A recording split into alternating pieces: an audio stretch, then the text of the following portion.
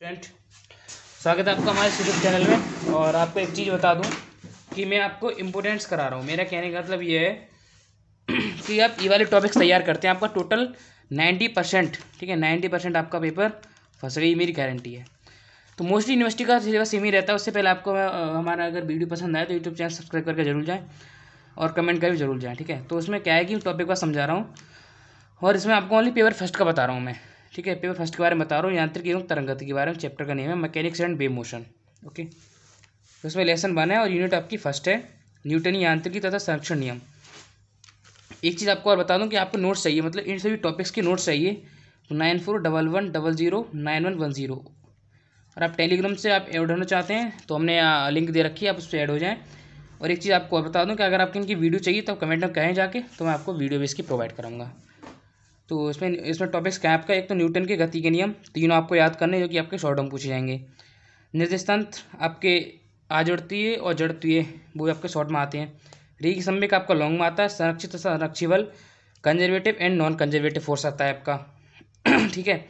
Linear momentum with conservative, ठीक है। कि सिद्ध कीजिए कि संरक्षित बल द्वारा किसी बंद पथ में किया गया कार्य शून्य होता है, कि W=0 आपको सिद्ध करना है। और इंग्लिश में so that the work done by a conservative force in cyclic path is 0, और सो दैट एफ बराबर minus gradient equal to minus delta B, okay. और सो दैट द कर्ल को कर्ल ही बोलते हैं हिंदी में भी और इंग्लिश में भी, एफ इक्वल टू 0। और एक आपको इसमें निकालना है कि रोटेशनल मोशन घूर्णन गति याद करना है, और आपको याद करना है एंगुलर मोमेंटम रेगी समय का आपको याद करना है। इससे आपको सिर्फ हर एक चैप्टर से आपको ओनली 8 to 10 आपको याद करने हैं टॉपिक्स, कोई ज़्यादा याद नहीं करने हैं। और सेंट्रल ऑफ मास द्रव्यमान केंद्र आपको याद करना है। एक आपको सिद्ध करना है कि G vector equal to J vector C M, मतलब centre of mass plus R vector centre of mass into P vector. कार्य ऊर्जा प्रमेय वर्क एनर्जी थ्योरम आपको याद करनी है। और चैप्टर 2 यूनि फर्स्ट का ही चैप्टर 2 है, इसका नाम है घूर्णी गति की जड़त्व गुण, मतलब रोटेशनल डायनेमिक्स या मूवमेंट ऑफ इनर्शिया। तो इसमें रोटेशनल मोशन, घूर्णन गति, जड़ता को मूवमेंट ऑफ इनर्शिया, इसकी आपको परिभाषा याद करनी जो कि आपको शॉर्ट में पूछी जाएगी। घूर्णन या परिभ्रमण त्रिज्या रेडियस ऑफ गायरेशन, और घूर्णन गतिज ऊर्जा रोटेशनल काइनेटिक एनर्जी, आपको ये चीज़ें दोनों याद करनी है, दोनों शॉर्ट में आती हैं। उससे आपको ये बता दूं पहले कि आपने मैथमेटिक्स का हमने कोर्स कंप्लीट किया था, आप प्ले स्टोर में जाकर देख सकते हैं। और इसके चैप्टर्स जो अब मैं आपको इसके टॉपिक्स बता रहा हूँ ये मैं ऑलरेडी आपको करा चुका हूँ।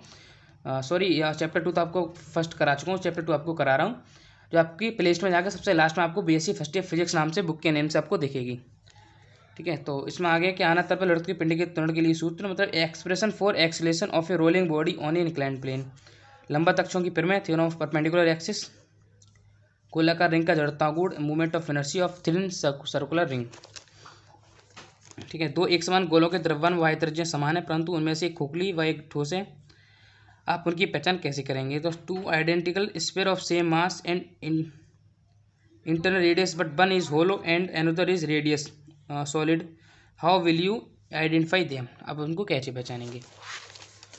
चैप्टर 3 एवेन्यू 2 का 3 का इसमें क्या मोस्ट है आपका इलास्टिसिटी प्रत्यास्थता, चैप्टर का नेम है।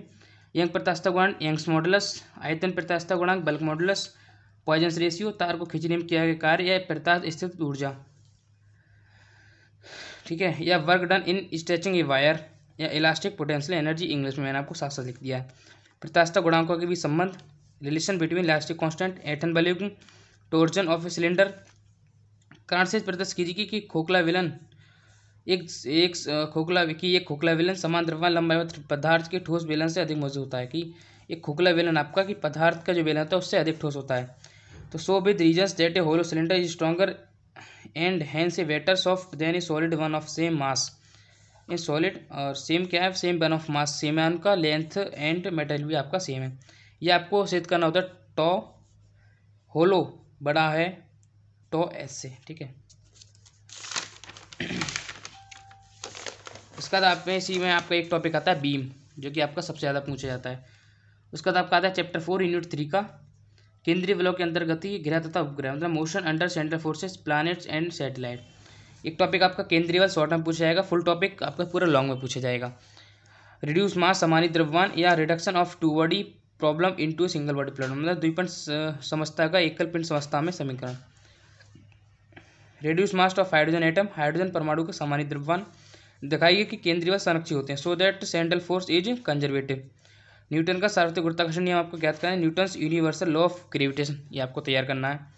केपलर के ग्रहों की गति संबंधी नियम, Kepler's of planetary motion with proof आपको लॉन्ग में मिलेगा।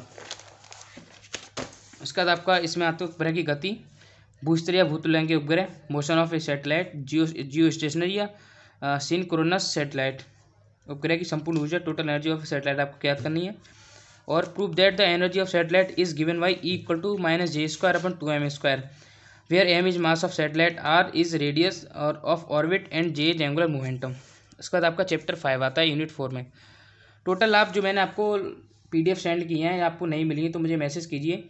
टोटल टॉपिक्स आपको उससे मिल जाएंगे, इंपोर्टेंट मैंने बता दिए हैं, या आप चाहें तो मैं उनकी टोटल चैप्टर्स की वीडियो बना दूंगा, या आपको इंपोर्टेंट की वीडियो चाहिए तो वैसा मुझे बता दें। फिर आता है आपका सरल आवर्त गति, सिंपल हार्मोनिक मोशन, सरल आवर्त गति की अवकल समीकरण, differential equation of simple harmonic motion, total energy of simple harmonic oscillator, और ठीक है ज्ञात करनी है। और अवमंदित आवर्त गति की अवकल समीकरण में differential equation of damped harmonic motion ये आपको तैयार करनी है। ठीक है, ये टॉपिक्स आपको इसमें तैयार करने हैं। उसके बाद आपका चैप्टर 6 आता है यूनिट 4।